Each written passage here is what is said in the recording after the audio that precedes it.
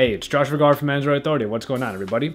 And right now we're revisiting the Moto G, which is, quite frankly, the most affordable Android device that you can get right now. At $179 for an unlocked phone, you have a real steal here, and it could be the best bang for buck phone available today. So what we have here are, for the most part, what are considered mid-range specs. However, what we have been learning over the past, let's say, 5 or 6 months, is that you don't need high-end specifications to provide a nice, smooth performance. So, with that in mind, we're going to put this up against one of the top dogs in the game. And obviously that would be the Snapdragon 800. And the most recent iteration, and probably the best benchmark for this, would be the Nexus 5. After all, it is running stock Android 4.4 KitKat. And while the Moto G won't be getting KitKat until January, we can still pit these two together because they do provide very similar experiences. After all, the Moto G is somewhat stock Android, pretty much as close as you can get without actually being stock Android like on the Nexus 5.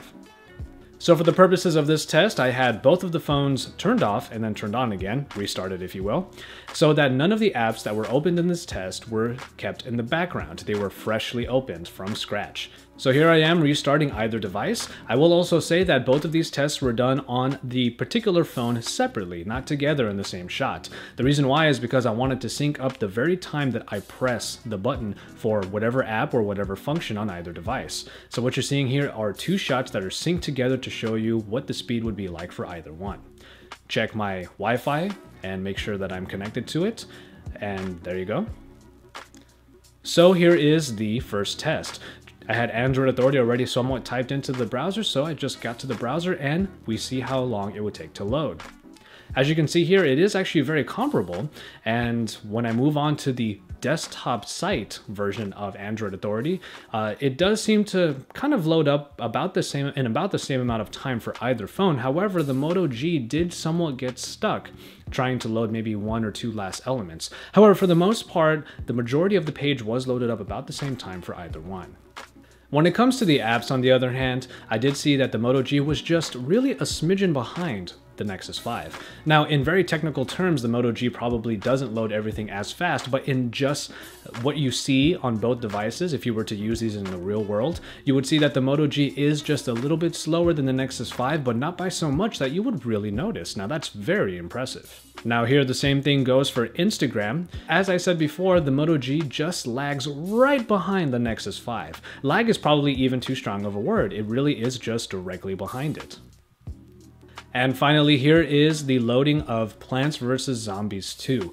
Now, as you can see here, the Nexus 5 does load it up just a smidgen faster, and also when you get to the loading screen, it does seem like the Nexus 5 just loads the game a little bit faster to where you can just hit play and get going. And what we found in this test is that even though the Moto G empirically is a little bit slower than the Nexus 5, it really wasn't so slow that it would hinder from your experience. Literally, if this was a neck and neck race, you would see the Moto G losing by really just that much. So while this test may not have been completely scientific, what I did want to show you was, in the best of circumstances, what a real-world situation might look like when you're loading these particular apps, or this game, or browsing the web. And from what we see here, the Moto G really isn't that shabby at all. And like I said, my full review is on its way, and I will explain to you why in that review I find the Moto G, after the last few days, why I find it to be a pretty nice breath of fresh air.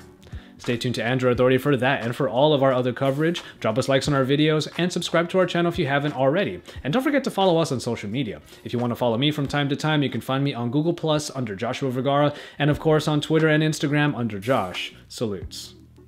Keep it tuned here because we are your source for all things Android.